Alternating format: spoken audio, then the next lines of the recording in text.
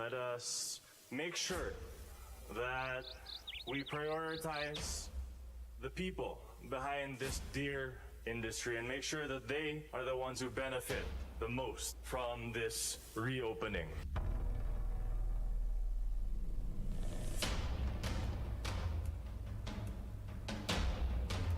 Let us continue to fuel the passion that drives sustainable tourism.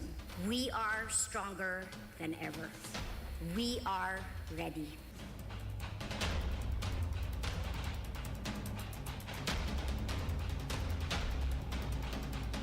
Let us celebrate the new Ilocano. We will preserve what worked well and change what did not, and ensure a brighter future. We'll make the best of what we have. We are the most resilient industry. Kami ang unang babangon.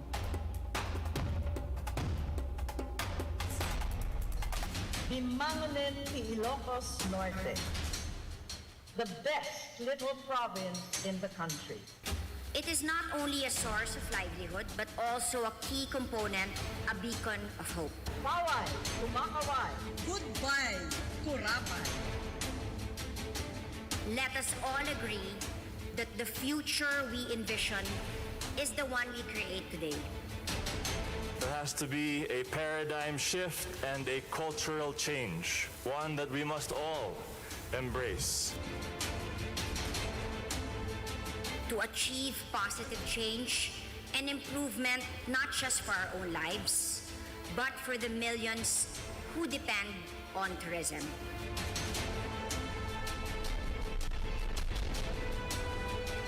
Ilocos Norte is the best place to live in. Padasin nyo.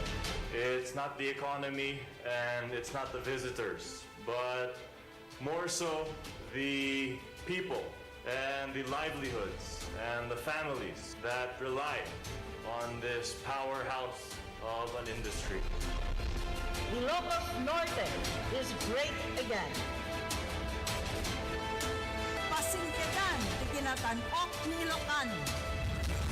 I am sure that this is a path that we can forge together safely and prosperously.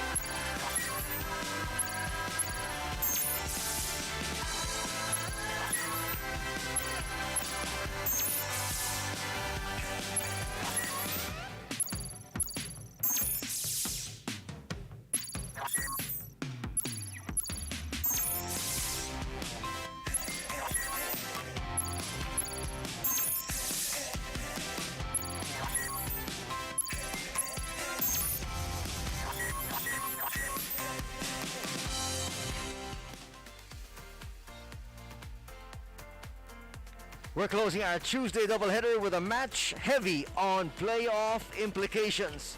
Coming to you from the PCV Social, Civic, and Cultural Center in Bacara, Ilocos Norte. Anthony Sutay here together with Neil Flores. This is One Sports coverage of the Premier Volleyball League Open Conference. You're watching the first professional volleyball league in the Philippines on One Sports Plus. Neil, once again, an important game for both these squads, but more so for Santa Lucia. Santa Lucia has gotten hot lately with 3 straight wins, and they're looking to keep that streak alive against the hungry PERLAS Spikers, a team who has gone through a lot coming into this conference. But both of these teams cannot afford to drop any more matches, as one more loss can get them out of contention for the next round. In just a little while, we're going to share the team standings, but for a lot of people who want to be able to find out what the playoff format is, and actually our tournament format, and how to make it to the playoffs, can you explain that a little bit? Right now, medyo compressed yung tournament format natin. We are going through a single round robin elimination, and then only the top 4 teams will proceed to the next round. In the event of a two-way tie, magkakatalo sa winner over the other, and then for a three-way tie, we will go to the quotient system. So as simple as that. So we have to be able to make sure that you have the top 4 teams making it to the next phase. And we talked about it. Santa Lucia is trying to spoil that party up front. You can see they're in 5th spot. So a win gives them win number 5. Yes, for Santa Lucia, a win today and on Thursday against Petrogas puts them in a great position to make the semis. As I mentioned early on in this conference, 6 wins yung pinaka magandang bet if you want to enter the semifinals. PERLAS, on the other hand, they still have an outside shot, but they need to win all their remaining games and hope for the other teams to lose theirs to have a shot. Kumbaga, yung dalawang doon sa taas na may 6, yung Creamline at Chocomucho, sila pa lang talaga ang nakakasigurado. And you and I were talking about it off the air. Let's let everybody also know. So when you get to the playoffs, it's a best of 3 semifinal. So walang twice to beat. So as long as you make it to the top 4, okay na. Definitely, all the records will be thrown out of the window when you enter that semifinals. And lahat talaga papaglabanan nila to enter the final round of this first ever professional volleyball league. Right now, let's take a look at the score of Santa Lucia. They won once again. As you said, they are in a winning streak. They found their groove. And Balipure was at the short end of that one. It was a very impressive win, to say the least, for the Santa Lucia Lady Realtors. I think the set scores would define the performance of the Lady Realtors already. It was a 25-15, 12, and 14 blowout as they did not let Balipure control the momentum in that game. And they ended the match with a 7-0 advantage in aces and a 10-4 gap in the blocking department. Would you say that slowly they're finding to start their peak form? Yes, I would say that they're peaking at the right time when they put MJ Phillips in her natural position. Dun sa opposite, that was the time they finally got that 3 consecutive straight wins. And we're now going to give you the interview that we had with Janelle Cheng in just a little bit. We were able to speak to her earlier, but obviously she is a very important cog here for her squad.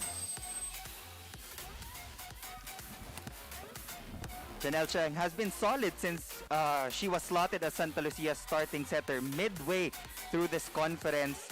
And we know that yung first setter nila is a veteran in Ruby De Leon, and she has been doing pretty well distributing the balls to the offense of Santa Lucia. Maganda nga yung ganun. Nakikita mo na parang medyo nasasanay na sila sa kanya. Pati siya, nasasanay na rin sa kanya mga spikers.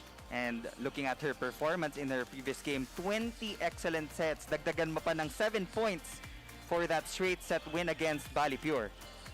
And that's what you like to be able to have everybody gelling at the right time. And so that way, you can have a better performance, especially if you're able to make it to the top 4. That is the most important. Right now, we have this interview that we have with Janelle Cheng.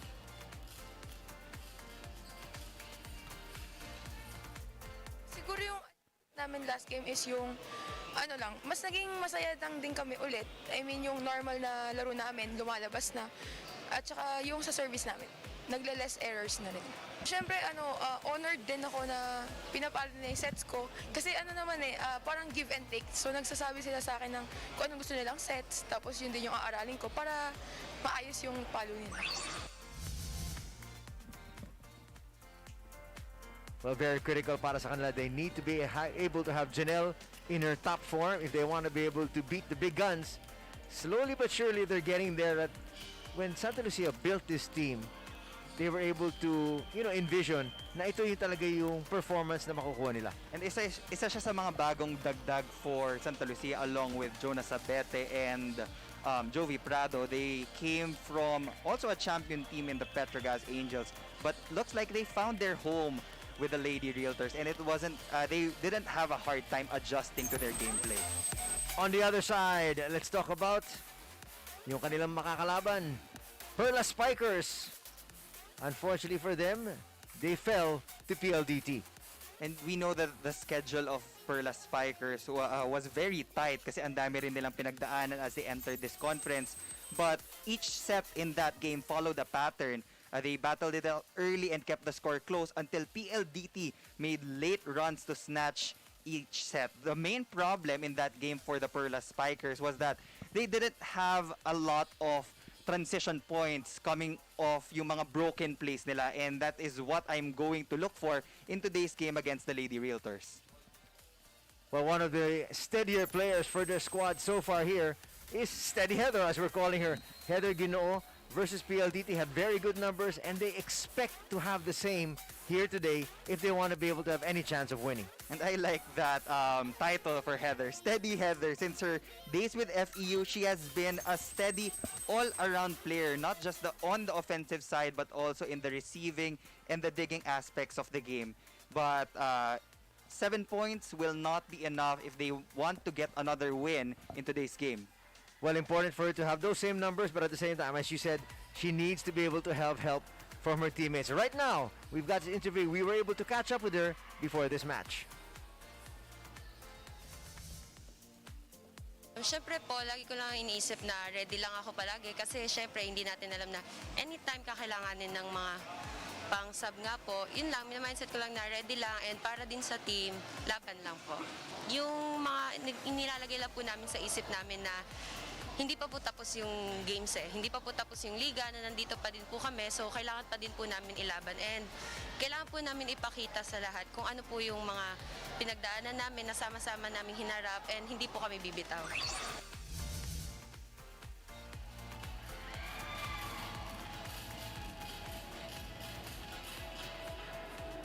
Let's now meet our national referees for this match.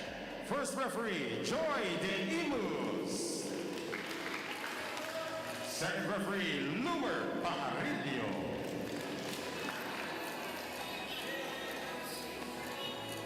And now the starters. First for the PERLAS Spikers. Middle blocker from De La Salle Das Marinas, number 1, Cherry Nunag. Opposite hitter from the University of the East, number 3, Sue Roses. Center from the Ateneo de Manila University, number 12, team captain, Jem Ferrer. Outside spiker also from Ateneo, number 13, Joe Maraguilot. Middle blocker from the Far Eastern University, number 18, Jeanette Villarreal.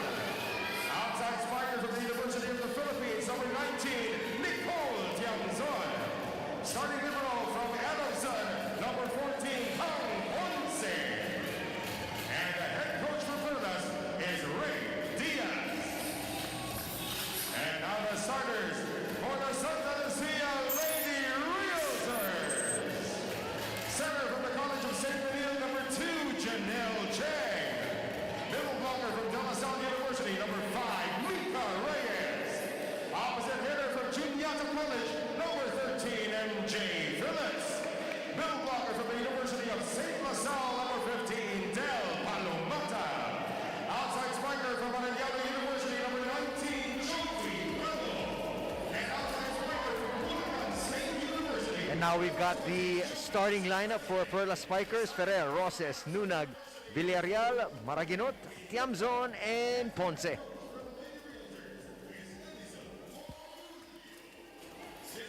Ang kanilang mga kalaban: Santa Lucia Lady Realtors, starting out with Cheng, Prado, Phillips, Sabete, Reyes, Palomata, and Pineda.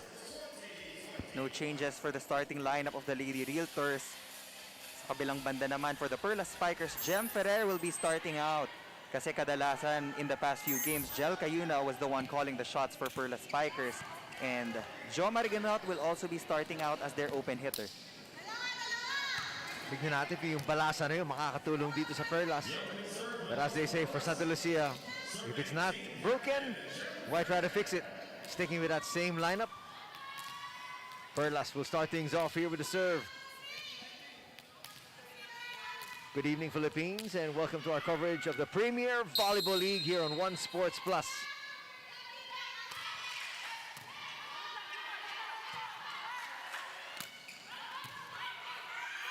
Nice dig to start things off here. That shot goes straight into the net. Good start for Santa Lucia. We know that they are one of the tallest teams here in our conference. And if you have a tall blocking presence to counter the offense of your opponents, you really need to find different ways to get through that.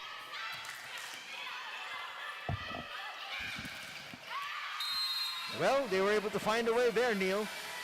Jomar Raginot instantly scoring for Perlas Spikers.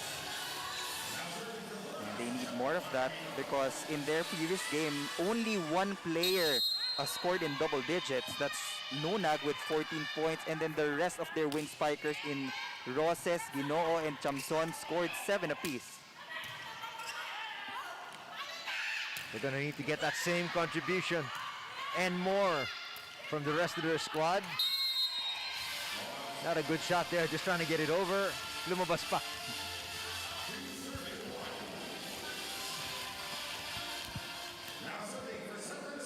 This is a full front line for the Lady Realtors.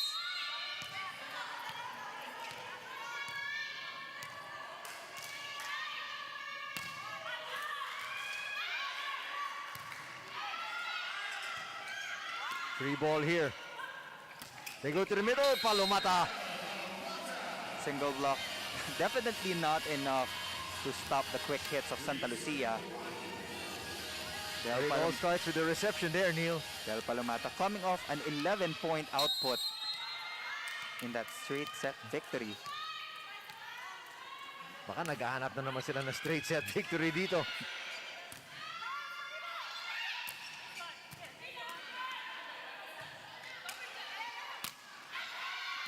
Boy, she sprayed that one too high. Not enough wrist action for Jonas Abete. But again, they're still in a good position to make it to the semis. If they win all of their games, if they, well, they hope na yung mga next na teams na nasa ibabaw na magkaroon pa ng additional losses. But as of now, you just have to work on the game at hand. And with Perlas being hungry as ever to get more wins in this conference, it won't be walk in the park for Santa Lucia for sure. But from a coaching standpoint, all you want to do is just to make sure you take care of your business, and then you just let the chips fall. Wherever it does, if you make it to the next round, then you're destined to make it there.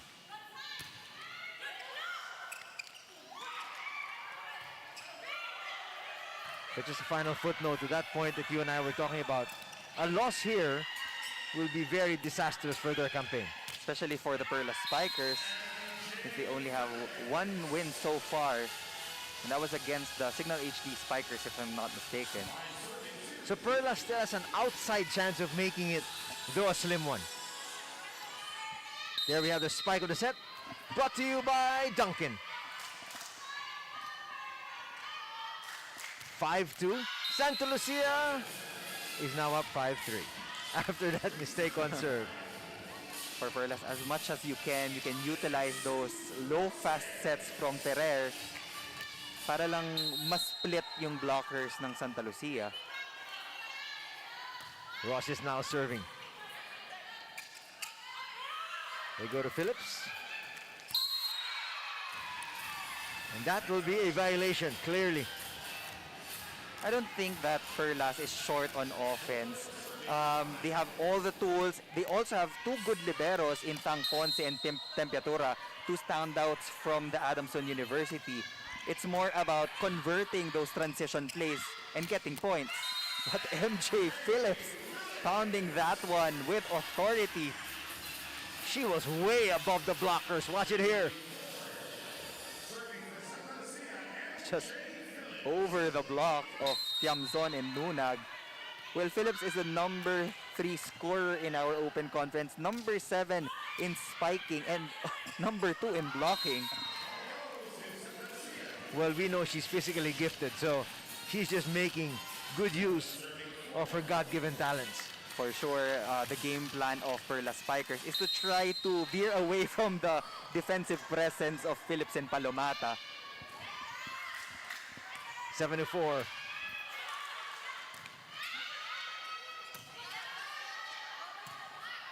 Chance here to get to a technical timeout. They get it over. Cheng struggling to get that one. Perlas with a chance to get closer. And they do. Smart move for Jem Ferrer going to that running attack for Nunag.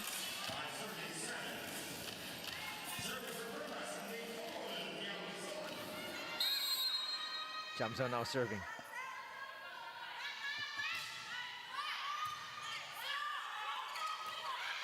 Cheng sent it over, but the defense was there. Maraginot will score. Not forcing the issue on that one. Bantay sarado na siya from Palomata and Cheng. And you just want to change the pace of the ball. Lead has been cut down to 1. Nice dig once again. Quick play is going to work. We're tied at 7.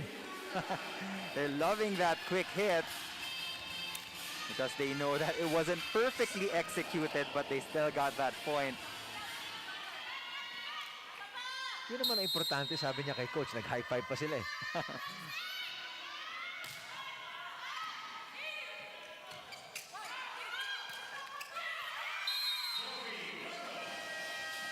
Father's going to score that one. That's going to bring us to our first technical timeout. Santa Lucia up by the slimmest of leads. Just up 8-7.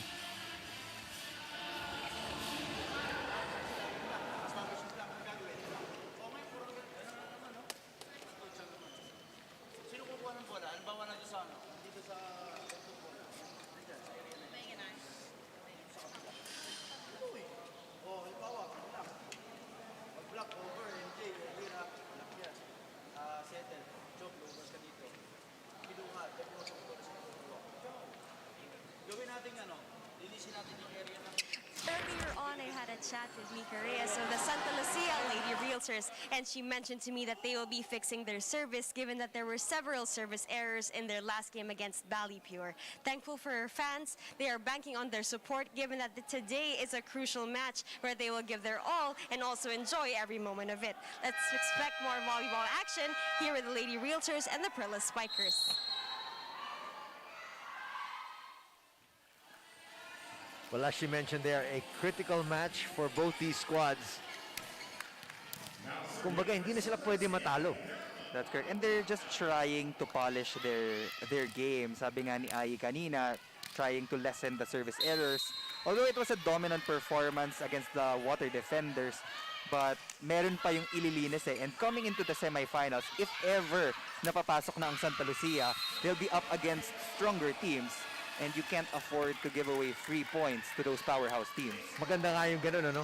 Yun ang isipin mo, hindi lang dahil nanalo ko. This spike of the set is brought to you by Duncan. That's the 3rd point of Joe Maraginot. Getting involved early in the scoring picture. Maraginot at 1 point played for the Santa Lucia Lady Realtors. Trying to get back to her old team.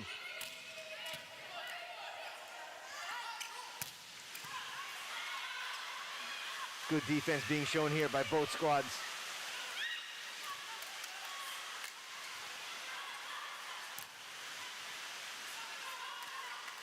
We're tied at 8. Going down the line. Rosses was there. At ang laki ng butas doon. Nakita ni Janelle Cheng. Jemper tried to go for that 1-2 play. Bumawi si Janelle Cheng with her own version of that 1-2 play. Huge donut hole in the middle of the defense of the PERLAS Spikers. Just a 1 point lead as Prado now will serve for Santa Lucia.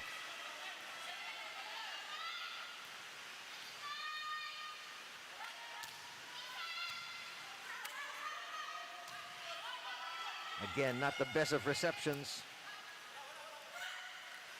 Opening the door. Chang to the middle. Not a good attack.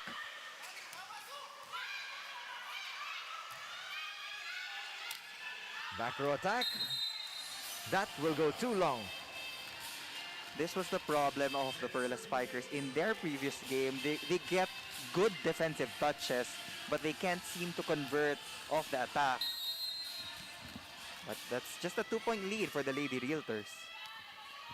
They were down by 3 at one stage. They tied things up. And now suddenly find themselves down by 3 once again. Now Santa Lucia is pounding on the service reception of the PERLAS Spikers to try to take them out of system once again. They lead in excellent receptions. +3 for the Lady Realtors. Prado still serving.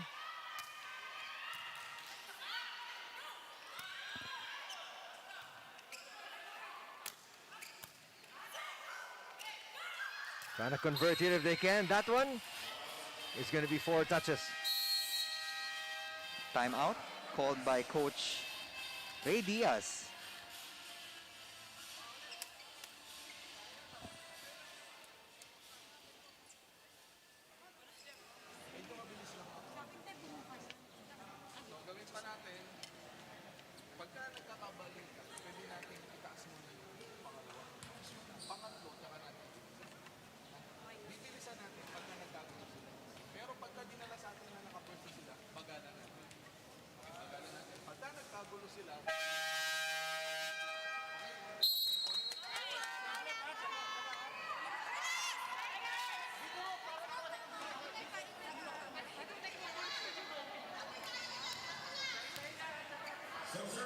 Back to the action here in Ilocos Norte. Anthony Sutay here together with Neil Flores.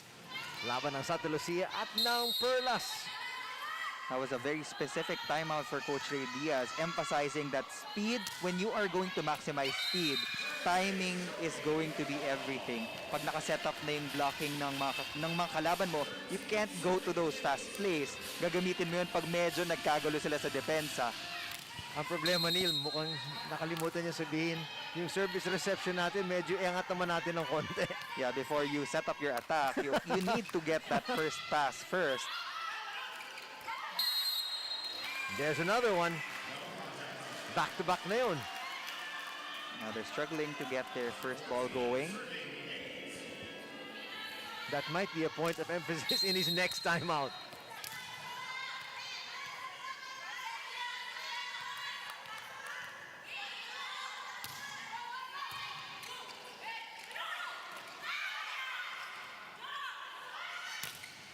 Trying to generate some offense. Back to the pin. And finally, they stop the bleeding. Siyempre, following the orders of Coach Ray Diaz, na we don't need low fast plays when you know that it's off a broken one. And Joe Maraganot punching through the double block of the Lady Realtors to get their 9th point of this ball game. Parang sinimplihan na lang nila yung opensa, no? Can they convert here? They go to the other side. Roses denied. Back to Maraganot. That's a powerful attack. Balik sila kay Joe. Red hot Joe Maraganot off that down the line hit. He's just oozing with confidence at this point. He's their leading scorer, and you can see just why.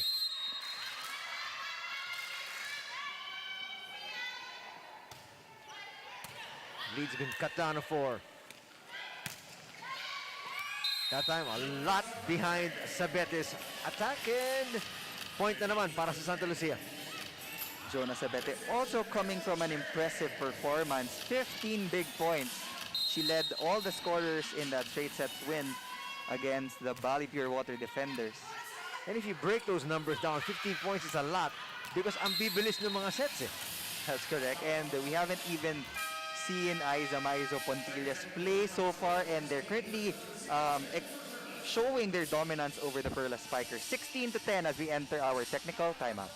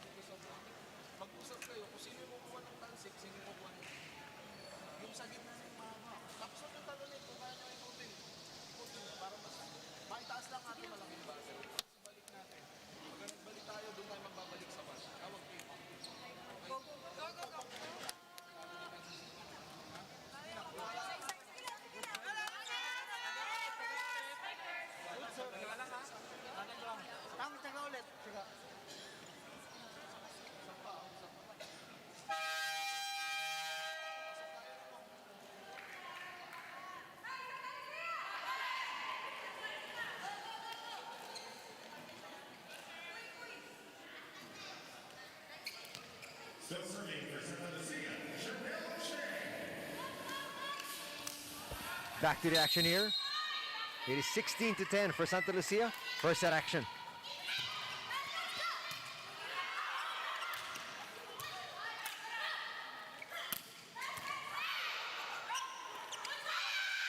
Can they convert once again? Yes, they can. Another point for Joe Maraginot, but I really want to credit the floor defense of Fang Ponce following the directives of their coach. Itaas natin yung unang bola so that Jem Ferrer could make good decisions setting up the offense of the PERLAS Spikers.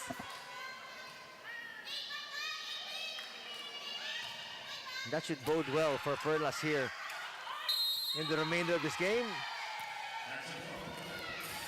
Quick point here for PERLAS. Brings them to within 5. Check that, to within 4.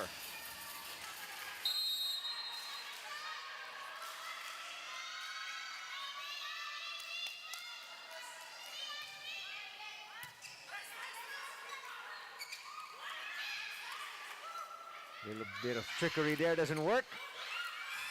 But you don't need trickery if you got a wall such as that one. Again, MJ Phillips, one of the best blockers here in the tournament, making sure that that wall was set up well against that attack from PERLAS.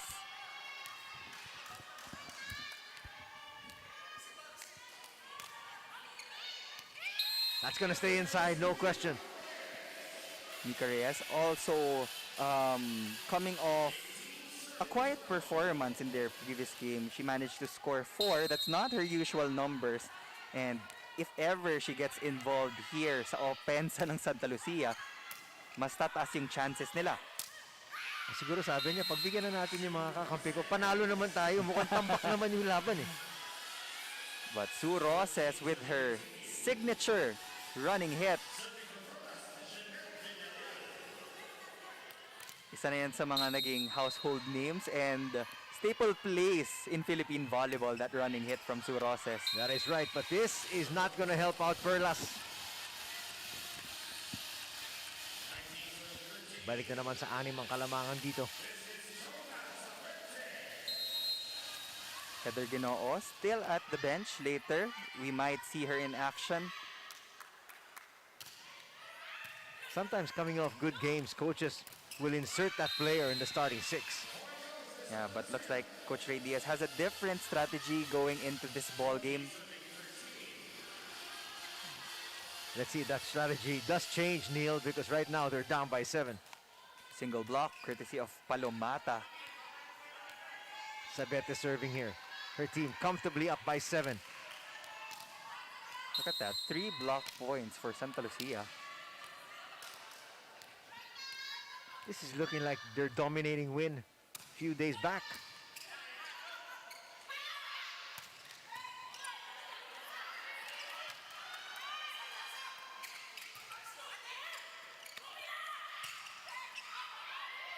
PERLAS not able to convert there. Phillips will score! Fang Ponce was preparing for a hard hit ni MJ Phillips. But suddenly, mid-air, she decides to just drop that one in.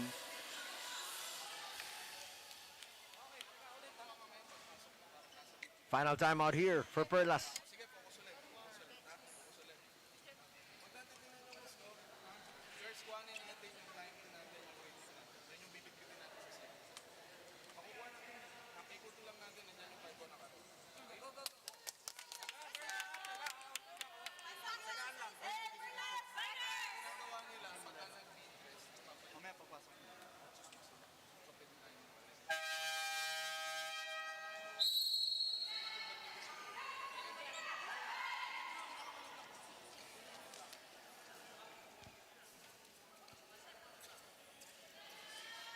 Your comments, Neil, on that last time out.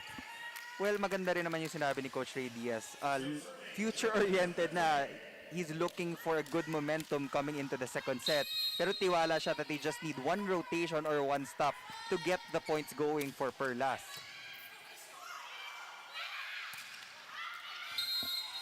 That's going to be too wide.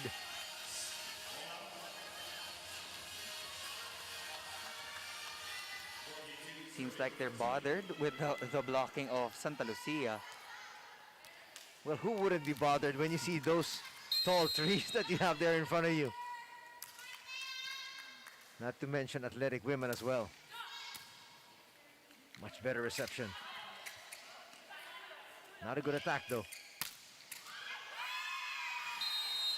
And it seems like Santa Lucia is clicking on all cylinders here. They really found that chemistry. And you see yung tatlong bagong recruit ng Santa Lucia on the floor. Sabete, Echeng, and Jovi Prado just comfortable in the system of the Lady Realtors. Kaya naman, they're up by 10 points. Well, for their fans, they're like, well, it's about time. I know you have not really had too many practice games, but after a few times together, ito na.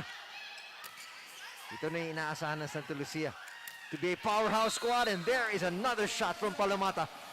You know you're in trouble when you see two players going up for quick hits.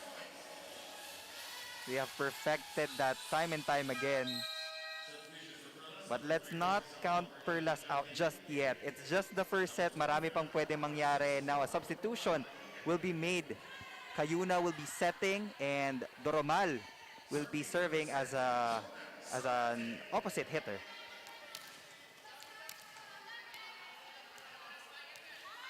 Set point now for Santa Lucia.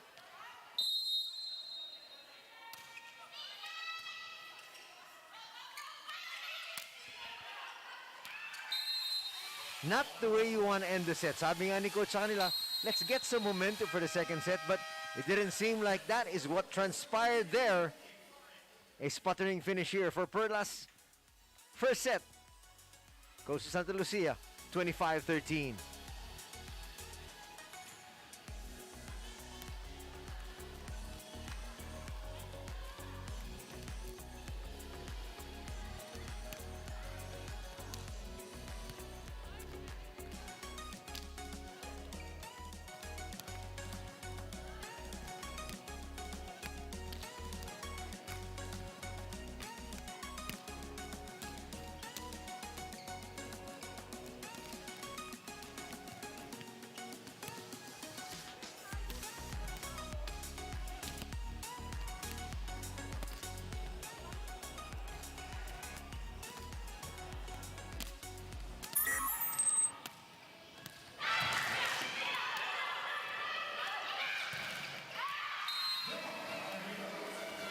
Let's take a look at the highlights of set number one, which is dominated by Santa Lucia Realty. They've been firing from all cylinders so far in that first set, getting all their attackers involved, activating their middle hitters, their wing spikers, and they also had a lot of heavy serves. Talagang nahirapan yung Perla spikers on the receiving end. We know that they can attack, but you need to get a good pass if you want to run your combination plays against a tall team in Santa Lucia. Not just a tall team, but a team that has finally found its cohesion, and it's really showing. It's gonna be interesting kung ano yung mga adjustments na gagawin ni Coach Ray Diaz and the players themselves. And as you can see, 10 attacks compared to the 9 of Perlas, pero nakalamang talaga sa blocking department and the service aces. And the 10 errors committed by Perlas was just too much. Laking bagay naman yun. You know, if your opponent only has 4 and then you come up with 10, parang nirigalo mo na sa kanila yung first set eh. And these unforced errors, ito yung mga bagay na wala ka rin kalaban-laban. But again, looking at the attacks, 9 to 10, isa lang yung lamang. They know they have good offense also, but it will boil down to defense as well. Let's see if they can put it all together. Talking about Perlas, so we can have a more competitive second set. It was close in the early goings, kaso lang pagkatapos nun, kumalas na talaga yung Santa Lucia. And during those transition plays, counter-attack ng Perlas, naka-ready yung depensa ng Santa Lucia. Sometimes the coverage was not there for Perlas spikers, but definitely in the second set, we will see their in-game adjustments. The adjustments will start with the coach, but again, the execution falls to the players. Let's see if Perlas can come up with a more competitive second set here. Sabete and company looking to come up with an even more dominating second set. Let's see what transpires. Cheng will start things off, serving.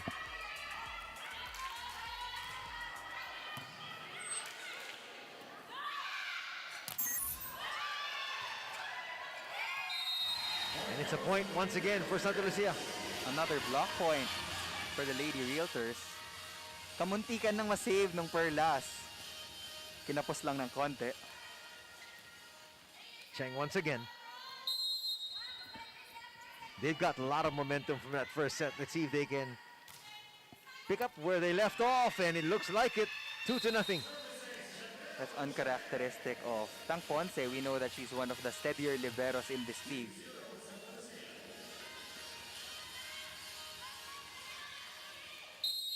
Perlas needs to get this point, or there might be an early timeout here.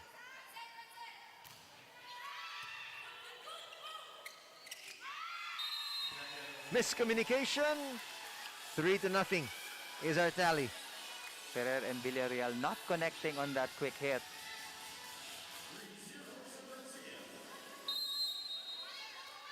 It has really been tough for Perlas. They've been through a lot and not much training before they started their games. But Jo Maraginot will get her 7th point of the game. You know, it's hard, Neil, to be able to get into some sort of a rhythm. You started the tournament and then all of a sudden you're quarantined, you can't play, and then eventually, when you come back, you have to play back-to-back games. Yeah, I think they were only given a few training sessions before the start of their games.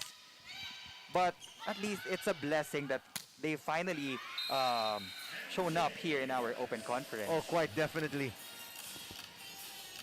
But really, kumbaga sinasabi mo, the odds are really stacked against them dahil talagang, kumbaga, lahat na ng pwedeng masamang mangyari, nangyari na sa kanila eh.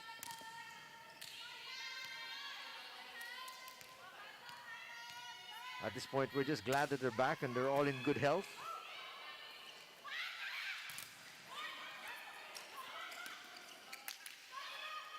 Mika asking for it.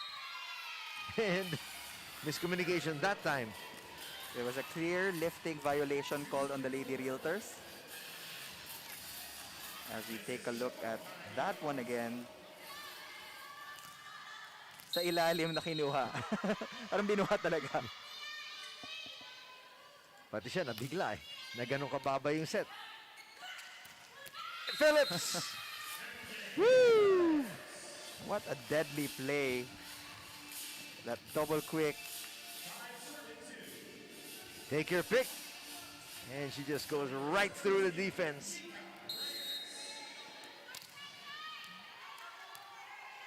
Serving now their captain, Mika Reyes.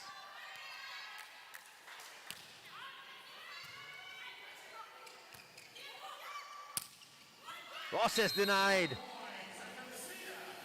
Again, coverage should be very important if you are against a tall team. Expect most of the balls to come back to you, lalo na pag naka-establish sila.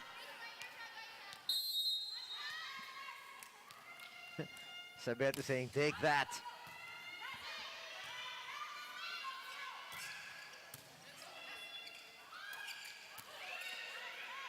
Nice get. Can they convert? Yes, they finally can.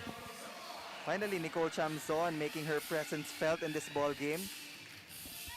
Isa ito sa mga pinaka-reliable outside hitters for Perlas, and she has to punch in her numbers if they want to take down Santa Lucia.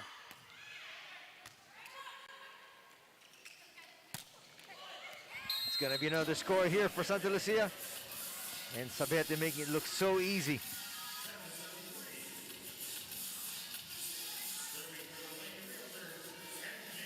Up high, targeting the hands of Sue Roses for that hit.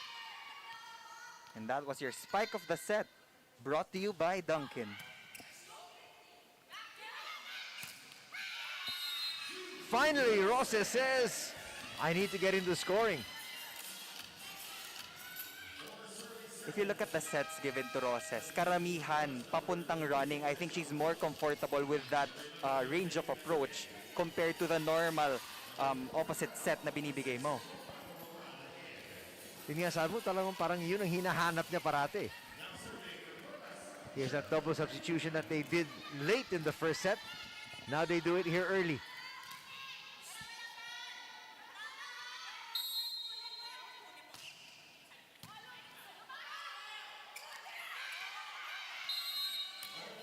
Second miscommunication there in this second set here with Janelle Cheng.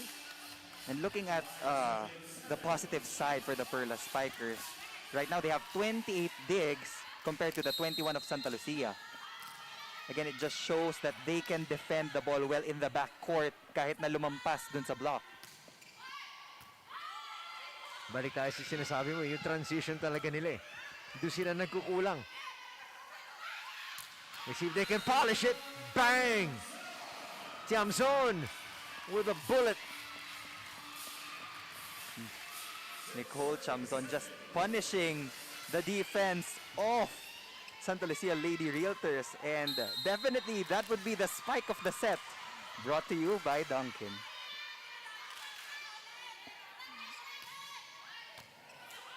So far, that's got to be the spike of the match. And here comes Perlas, battling back. That's going to get through, but a violation will be called, and we are tied at 7. Now you see Perlas having that re-energized feels on the court. They're celebrating every point. Kaya naman, di nakakagulat that we're tied at 7-all. Sometimes all it needs is that one spurt. Okay, kita mo, nabuhayan sila. Now they're talking a little bit more. There's a little bit more zip in their movements.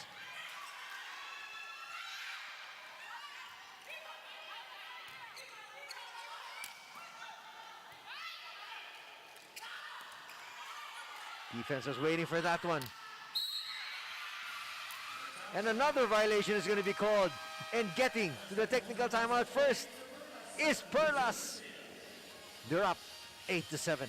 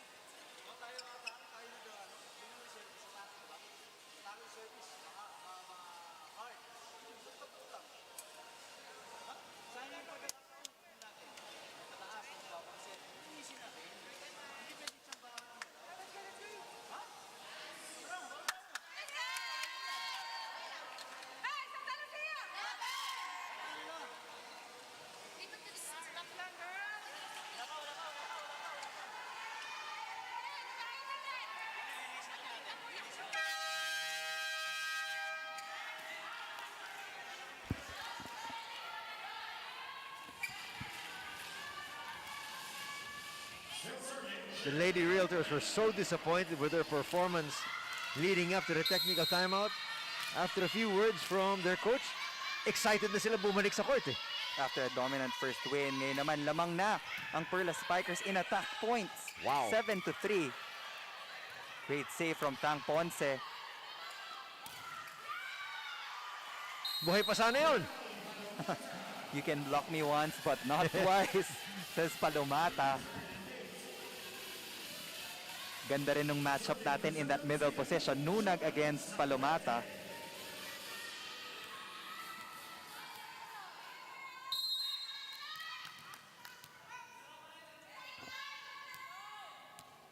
Now tied at 8. Good numbers for Sabete. Not a good serve though. And if you noticed, yung Perlas Spikers, they're intentionally calling out the attack options of Santa Lucia in that front row. Sometimes, may mind games din involved eh.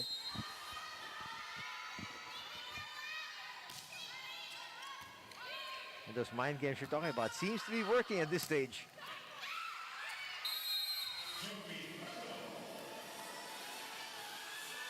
She's apologizing there, but she was still able to get to that one, talking about Ponce.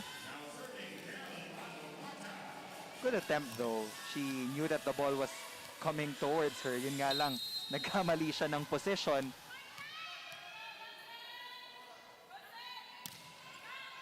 Also good numbers for Palomata.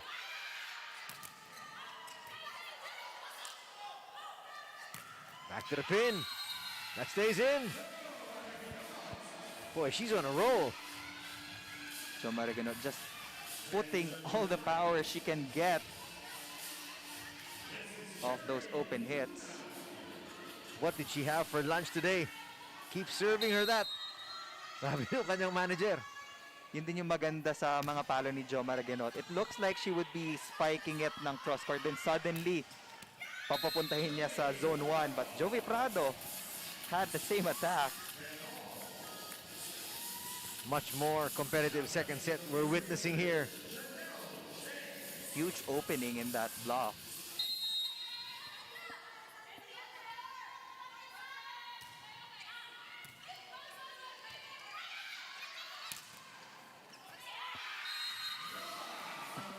One of the few times you're going to see that from Santa Lucia. And the breaks of the game going to the side of PERLAS spikers.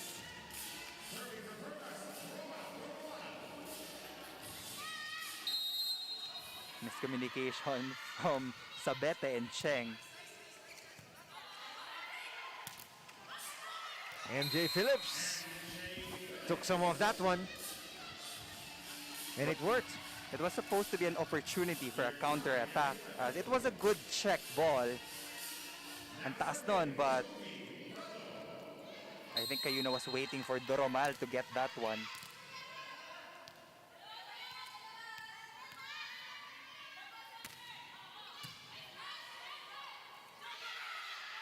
Back to Maraginot. Cheng was there.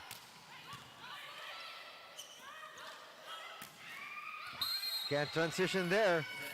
I don't think Doromal was expecting for the attack to come from her. Yeah, clearly that's not her bread and butter play. But as an opposite hitter, you have to be prepared for broken plays. You never know kung kailan ibibigay sa'yo. At yun, nabigay sa kanya, hindi siya handa.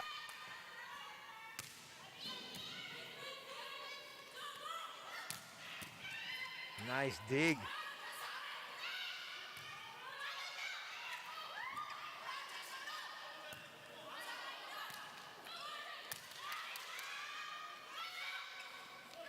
Back row attack. Cheng was able to get to that. That got over. Medyo malakas lang galing kay Doromal. And you can't give a free ball to the towering MJ Phillips. Sinetap niya para kay Phillips eh. Nice set. Eksakto eh. 2-point lead once again. Enjoyed by Santa Lucia.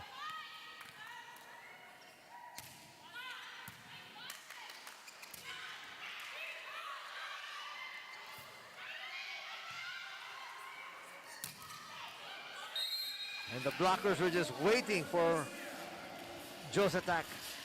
PERLAS still trying to polish their coverage. They're having touches. Pag nabablock yung mga attackers nila, yun nga lang hindi rin naaangat. And Mika Reyes is feeling that one. Sabi mo kasi hindi siya nakakuha ng maraming puntos yung isang beses eh.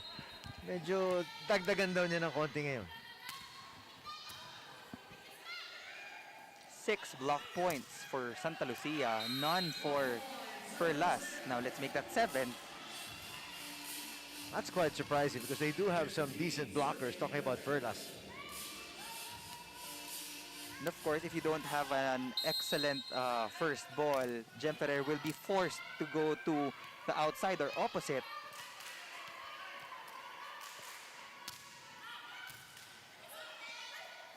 That's a much better reception. Still alive though. Phillips gets to it.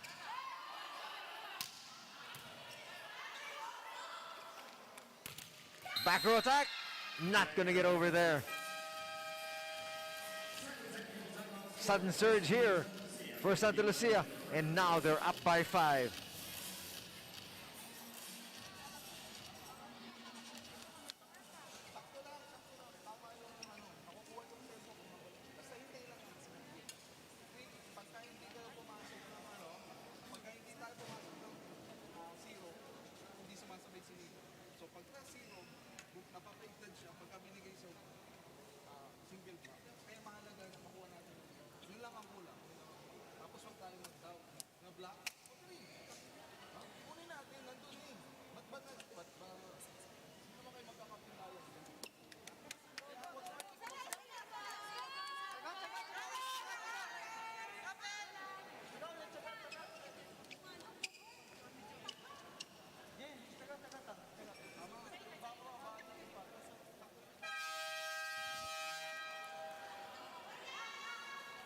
Look at that pancake there.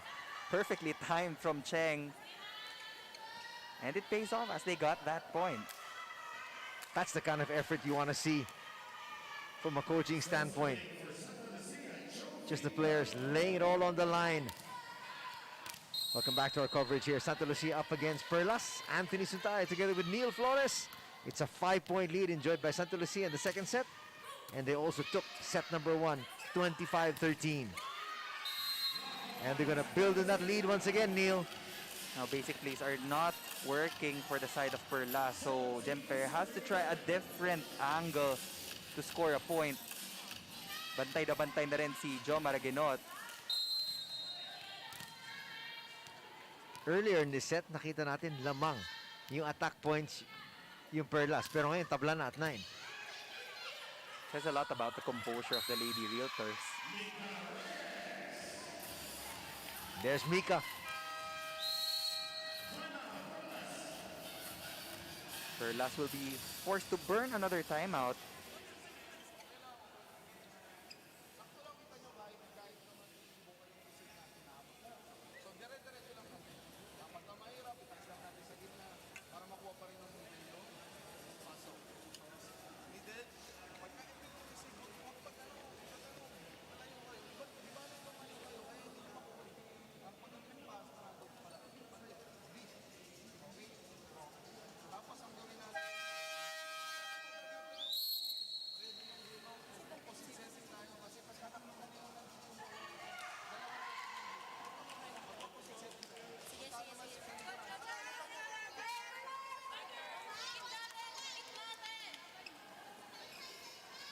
You can hear the frustration on the voice of Coach Diaz because nakita niya nakakasabay naman yung Perlas eh. Tapos biglang ngayon, kumalas na lang eh.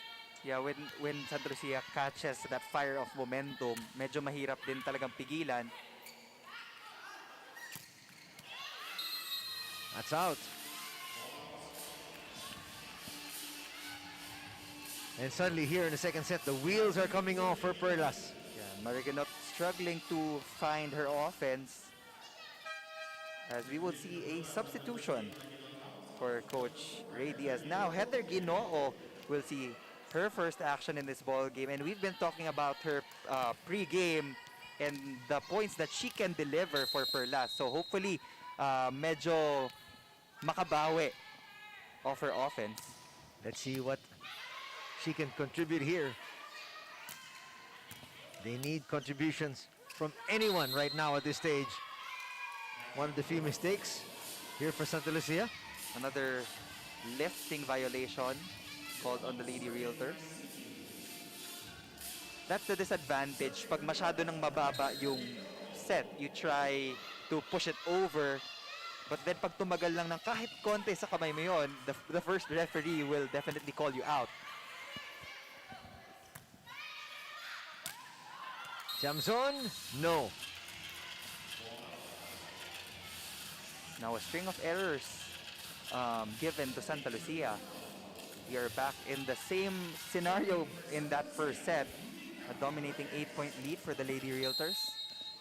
And it wasn't looking like it early because nauna pa nga yung Perlas 8-7 sa unang technical timeout. Yeah, and they had more attack points as you said earlier. So it's about sustaining the energy na pinakita nila early on. It was 7-2 at one stage and then it became 9-all.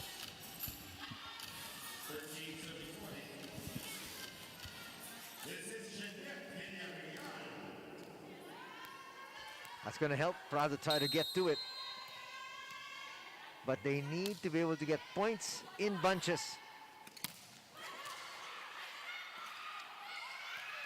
That's going to help. Jem Ferrer on that ad-lib. With some help from the net. But they'll still take it. They're trying to catch up. Sigurado yun.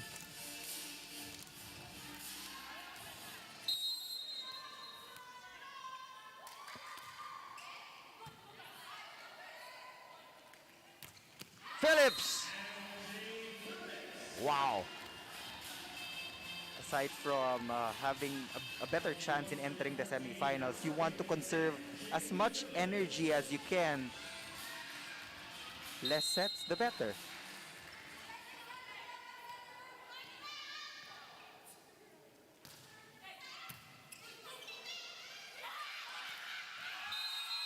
Nice work there from Roses. They're just enjoying every point. Yun yung gusto mo sa PERLAS Spikers. Doesn't look like they're down by 6 points. Well, at this stage, you can play loose.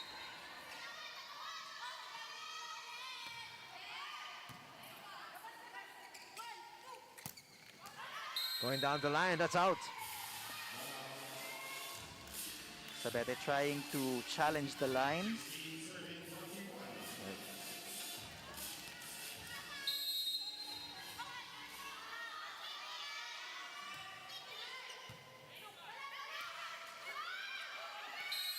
Nakascore pa sila ron.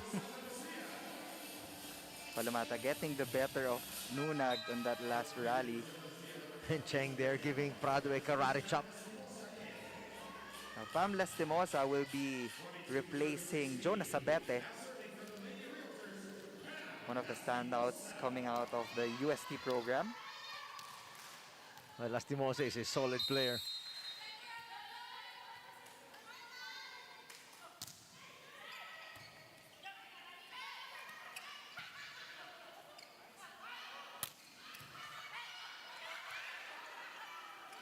They set it up once again, and another violation is going to be called. That's happened about thrice already here to Janelle. You can't be too relaxed. Ngayon masyado na. Even if you have a reasonable amount of lead,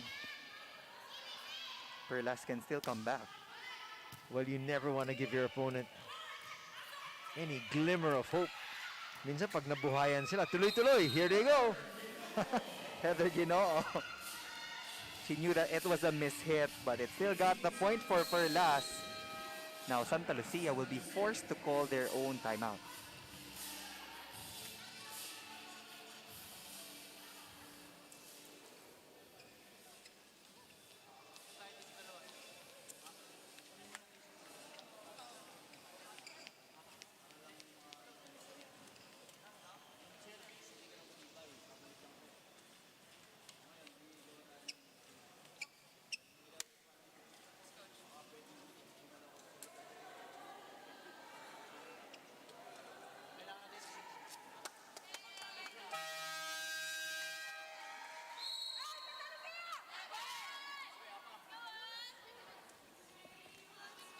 The Lady Realtors now trying to put the finishing touches on set number 2.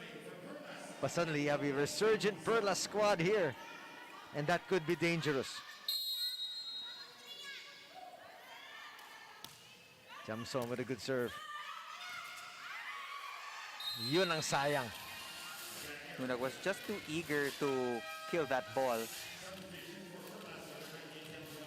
That should have been their point.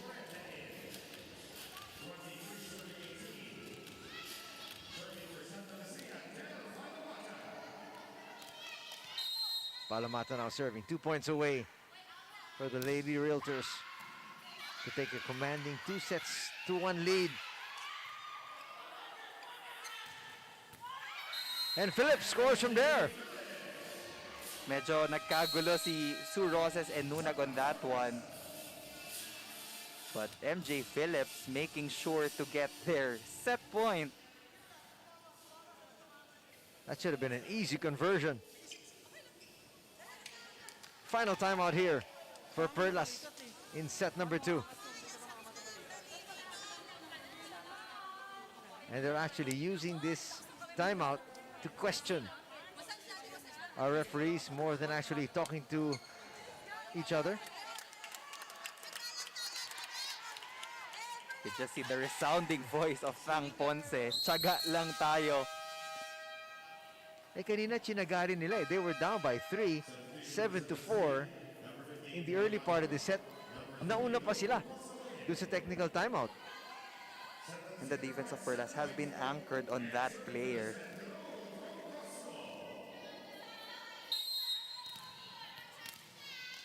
New player in Troncoso coming in now for Santa Lucia.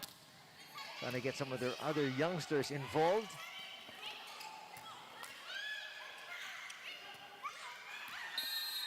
All they need is one set point.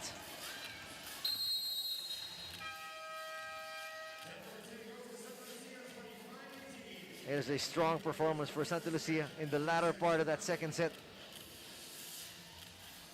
And they take this one. Here's your score. 25-18, Santa Lucia up 2-0.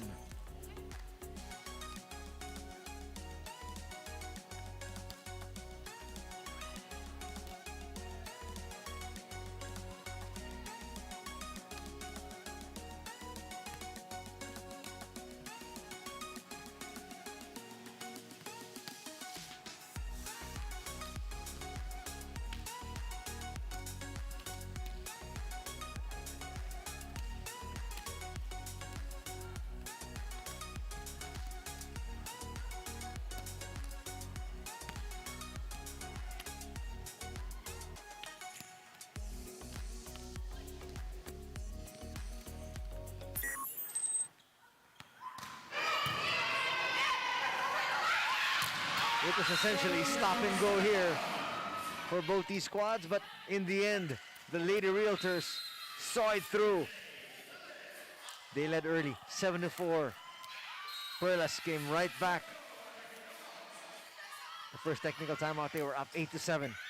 And then the Lady Realtors poured it on and never looked back.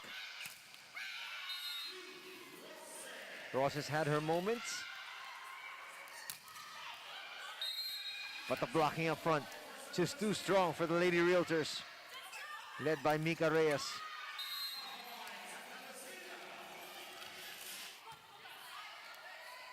And especially in that latter part, they really just totally dominated, Neil. Well, so far, the defense of Santa Lucia has just really clicked for their squad. On the other hand, PERLAS still trying to find that fluid connection of their plays dahil nakita natin kanina, maraming mga set plays na hindi natatamaan din ng mga hitters. And let's give it to the blocking of the Lady Realtors. Oh, for sure. Look at that. Against still the zero of PERLAS. And hindi pa dito kasama yung mga good check balls. These are the stop balls na nakuha ng Lady Realtors in that set 2. Pero kita mo, sumabay naman sila sa atake. Yeah, they're really not short on offense. Again, they have to be able to convert on the counter-attack. Better coverage perhaps for PERLAS Spikers coming into this third frame if they want to extend that to a fourth. Let's see if they can get off to a better start here. They've always gotten off to a slow start in the first 2 sets.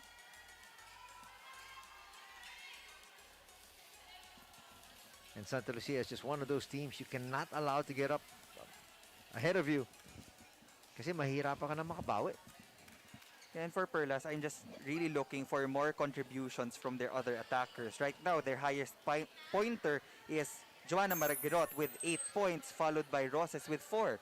But most of those 8 points, she scored in the first set. Yes, first set and early on in that second set. But when the blockers already knew kung paano blockin si Jo Maragirot, she had a hard time punching through the defense of Santa Lucia. Kayunan now is going to start out here in set number 3.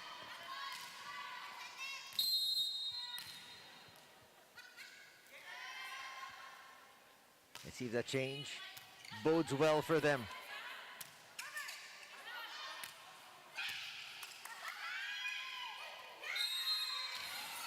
Not the kind of reception you want to be able to have coming off an attack from the back row. That wasn't even that difficult.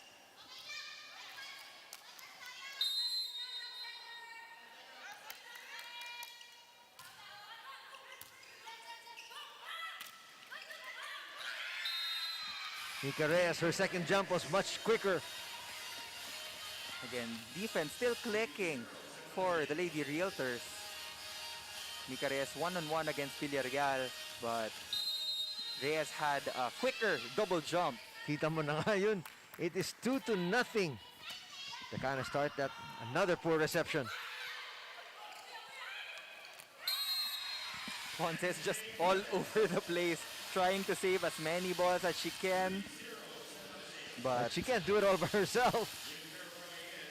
Look at that save. But MJ Phillips again, the towering presence for the Lady Realtors.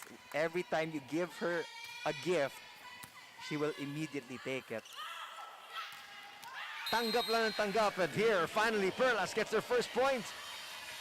Heather Ginoo will try to lead the offense of the PERLAS Spikers in this much important third set as we bring you the spike of the set brought to you by Duncan. Steady Heather. Let's see. She can come up with steady points, but a point once again here for Santa Lucia. Off the service error. It's unfortunate that every time we commend a certain player, biglang nababati daw. Ang ganda pa na sabi ko, steady.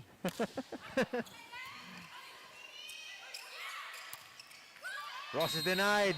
It is now 5-1. Still no coverage on the side of the PERLAS Spikers. Are we gonna have an early timeout here from Coach Diaz?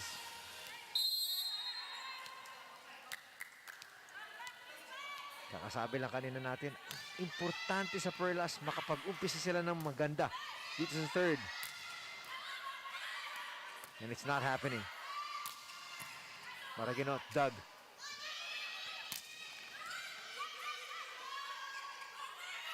They go to the back row.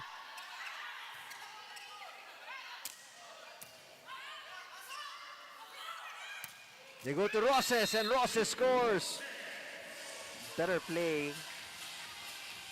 They will always have a bigger chance in scoring if you're only up against a single blocker. Del Palamata just too late as she was drawn in by that middle attack from Villarreal. Kaya importante talaga yung roles ng middle blockers. You have to be convincing every time you approach that ball to give allowance to your wing spikers to hit. But that double quick has been, again, very lethal for Santa Lucia. I feel like 8 out of the 10 times they have scored. Kaya naman, hindi rin ako nagulat. That's your spike of the set. Brought to you by Duncan.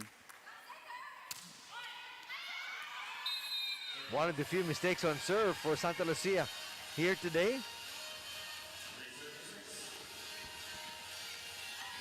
But they still have a commanding lead at 6-3.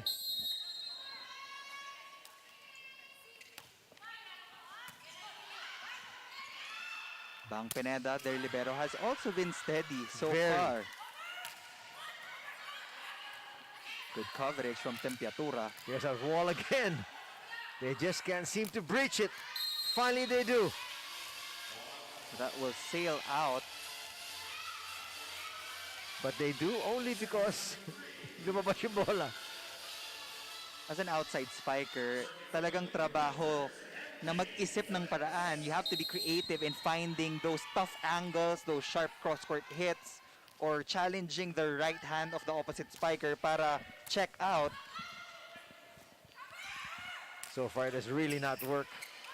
Nice stretch there for Phillips. You can see Perlas just scrambling all over the place, and that's going to result in another mistake. Santa Lucia is up by 5 as we get to technical timeout number 1 of set number 3.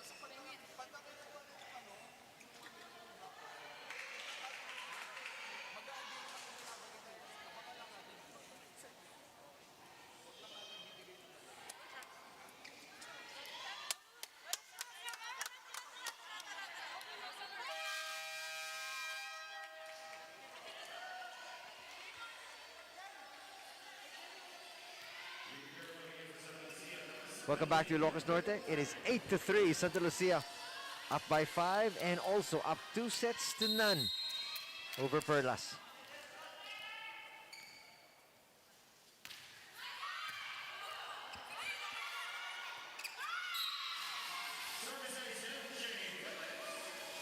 Easy point once again for Santa Lucia, increasing their lead now to 6.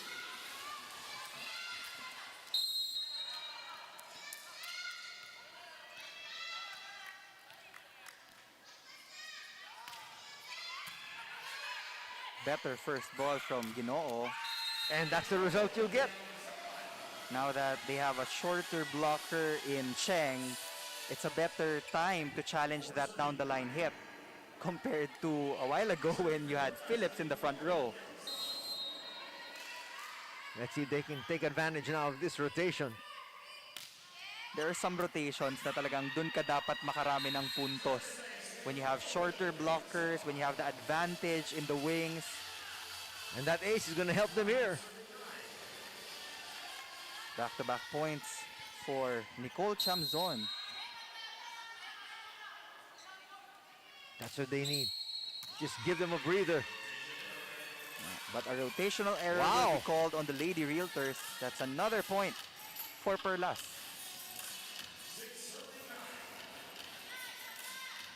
Napailing na lang si Coach Orculio.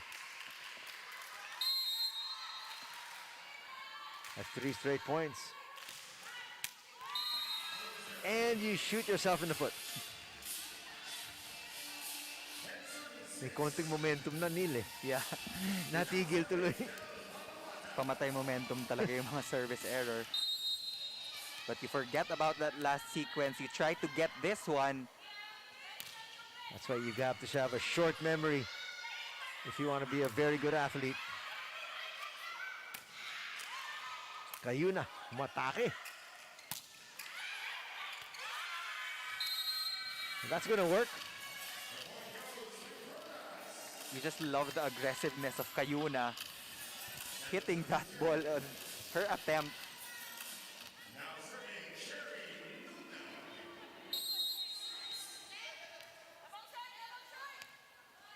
Nunag here trying to keep her squad competitive.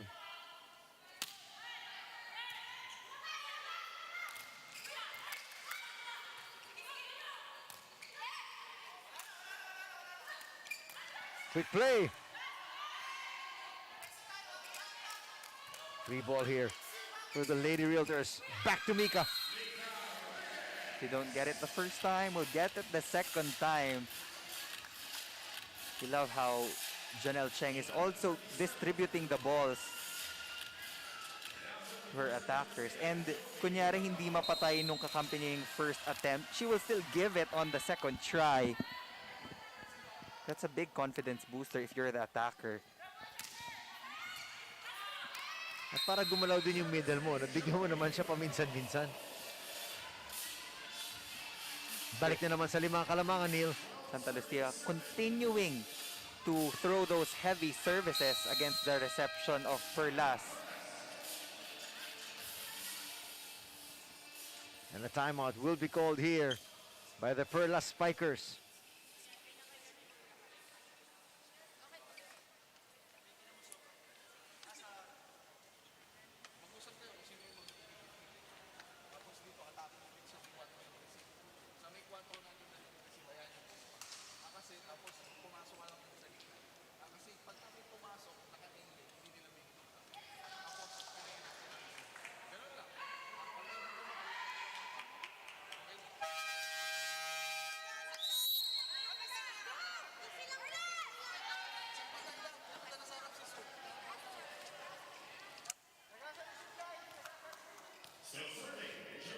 It's a 5-point lead enjoyed here by Santa Lucia. Set number 3.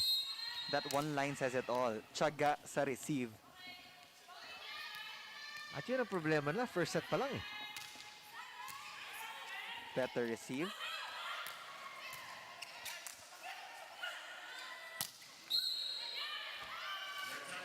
That's gonna be a point once again.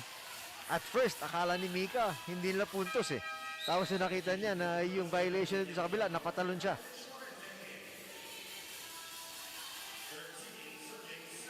Nice cut shot there. But Sabet is not gonna score. Violation will be given. Now Michelle Morente is in the ball game. Another steady receiver and a good defender. But the breaks of the game now going to the side of the Lady Realtors. Kahit yung tape of net may konting tulong na. They double up on the Perlas Spikers, 14-7. Yun ang masakit. Ready ka na. But binibuenas pa yung kalaban mo. Paano ka mananalo nun? Good numbers for Jovi Prado. 8 points of 5 attacks and 3 service aces. Heather scores there. She's got 2 points. Again, as long as Janelle Cheng is in that front row, you can keep on challenging that block.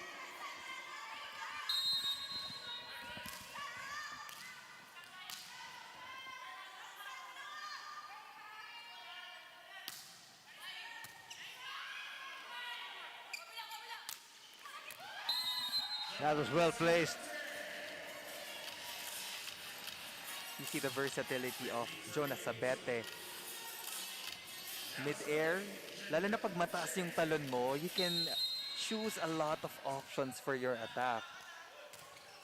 And may konting bird's eye view ka pa. Isa pa yun. Dun sa holes ng depensa ng kalaban. That's gonna get through finally here. And Heather's got 3 points. Steady Heather. They will try to mount a comeback. I hope she has a good serve here. Kailangan. When we called her steady Heather a while ago, she hit that into the net. Hits the net there, but gets over. Now it's the chance ball for PERLAS Spikers. Let's see if they can convert. And they do! Kanina pa natin hinihintay one of the more clean plays from the PERLAS Spikers. Ito na, rumarachada na sila. Jonas Abete, too late for that block against Sue Roses. Lee's been cut down to 5. Nice dig. Pineda kept that alive. What a chase by Sabete. Trying to go for a quick play. It works. Back-to-back runners for Sue Roses as Santa Lucia will call their own timeout. The momentum has suddenly swung to the PERLAS Spikers.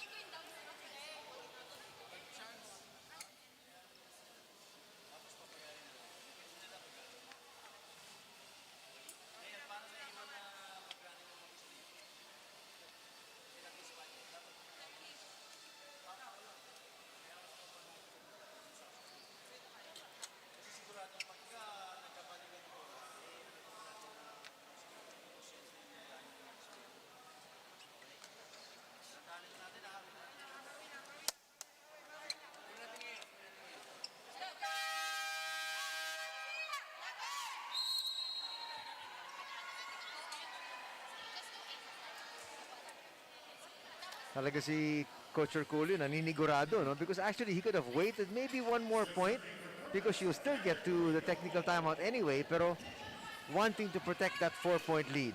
You can't afford to make any mistake. Lalo na sabi natin kanina, they have to win all their remaining games to have a good shot in entering our semifinals. And they got the result that they wanted. That's going to bring us to our second technical timeout of set number 3. Lamang pa rin ang Lady Realtors ng 5.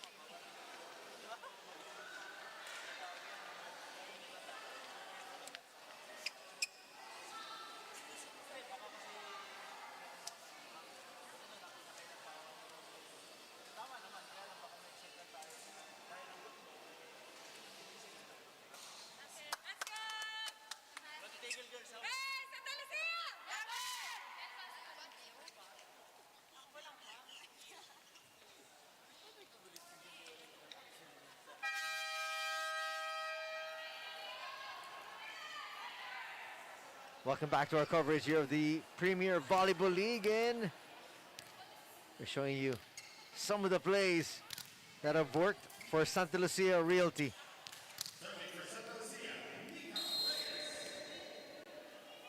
Marjana Phillips building a 13-point production with 10 attacks, 2 blocks, and 1 service ace. Just another day in the office. Her usual numbers. Yes. That's going to be 4 touches. Coach Diaz doesn't like the call, but it's going to stick.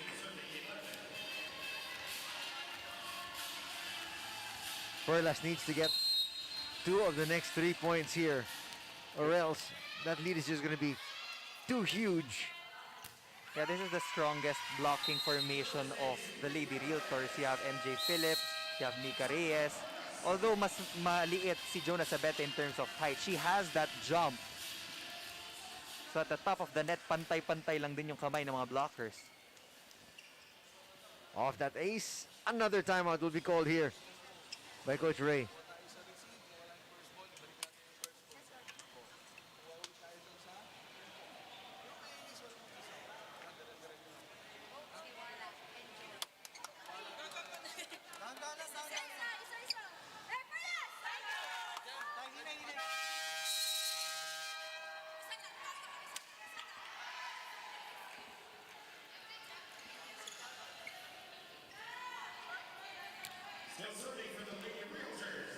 Well, it's now or never for Perlas. If they don't bridge this gap or bring it a little bit closer, talagang hindi na sila makakahabol. Back-to-back aces here for Mika Reyes. The next coming games of the PERLAS Spikers, for sure, that is one angle that they will be working on, yung service reception. Dahil kaya naman nila eh. They've had their fair share of good receptions. Yun nga lang, nagiging on and off.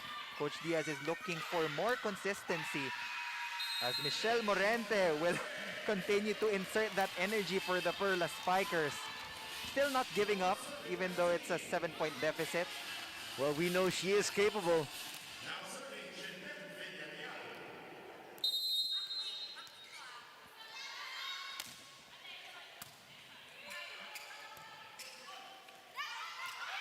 Yan ang kinailangan nila to give them some semblance of hope here. I think that was their first official block point of the game. Unofficial. We have to check with our statisticians. Pero sa pagkakaalam ko, that's their first one. And I think I'm going to agree with you. Bang! Right back to work is MJ Phillips. You just don't know who to guard when you have a double quick.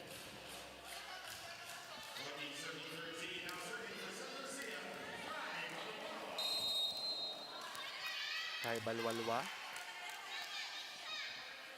First time seeing action in this game.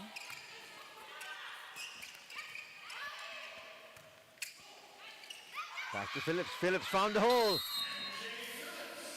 Roses knew it that she was going to go for a drop ball, pero kulang ng maybe a step or two before she went for that dive. And that lead is now 8. Kai serving again. MJ Phillips just leading the scoreboard for Santa Lucia. And she makes it look so easy. That mistake's gonna give Perlas some semblance of hope, but not much. Maybe last few substitutions for Coach Ray Diaz. Jem Ferrer will be setting and Doromal will be occupying that opposite position.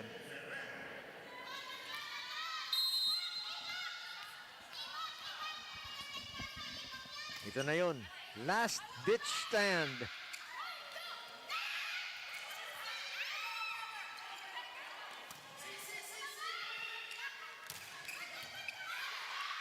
That's a good effort. Back row attack. Slowed down. And they're going to pick up that point. Again, Perlas is good defensively. We know that for a fact.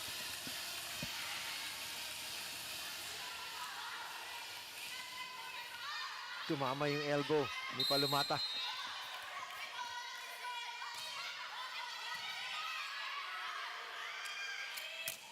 Phillips once again.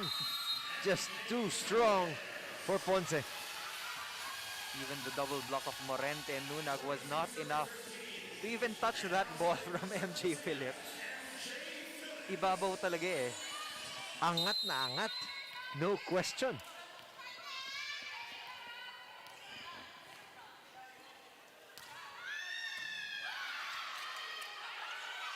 They're gonna get another free ball here.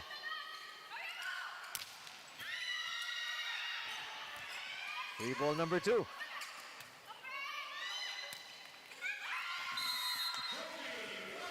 Again, a donut hole on the side of the PERLAS Spikers. And the general rule is, if you don't go up for the block, you can actually go to your possession to get a first touch on the defensive end. So sometimes it will boil down to communication between the setter and the other defenders on the floor. That's gonna go long. One of the few mistakes MJ has had today. But Santa Lucia 2 points away from another victory here, Neil. But PERLAS still has 3 attackers in the front row. They have Nunag, they have Doramal, they also have Ginoo. So that should be enough firepower to score a couple more points for the PERLAS Spikers. But Jovi Prado wants to end it immediately. This is their first match point. Marzan will be replacing Palomata on that service line.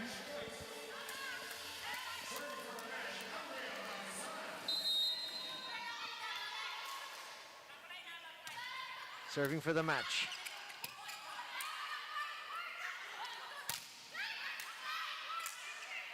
Where does Cheng go?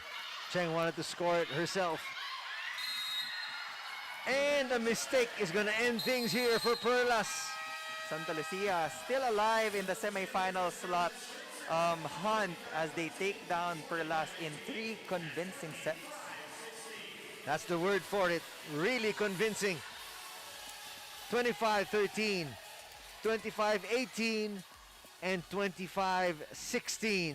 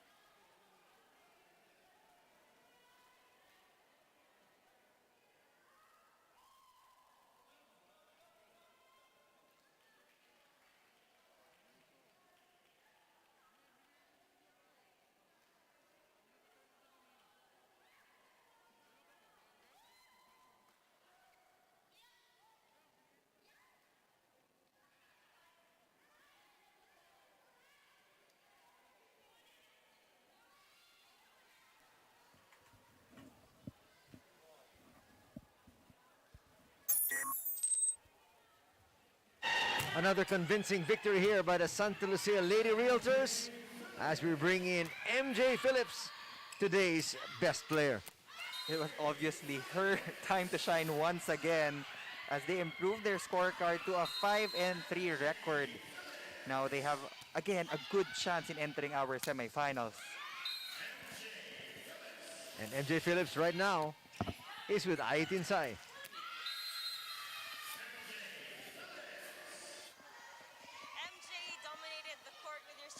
Attacks, what was going through your mind through this crucial match? Just get it down. We just wanted to win, so I just gotta figure out a way to put it on the ground. Okay, any message for your fans, MJ? Thank you for supporting and always supporting us every time, even if we're struggling. And just stay tuned for more. Congratulations, MJ, and the rest of the Santa Lucia Lady Realtors. Expect more PVL action tomorrow in tomorrow's game. A resounding victory here for Santa Lucia. As we bring you the games tomorrow at 3, it's Black Mamba. Army Lady Troopers up against Cherry Tigo Crossovers.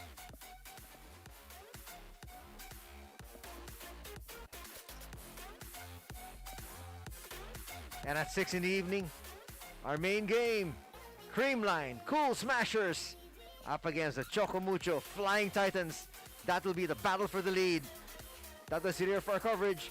In behalf of my partner, Neil Flores, Anthony Sty saying, thanks for joining us, everybody. Till next time, take care. Have a good night ahead. God bless.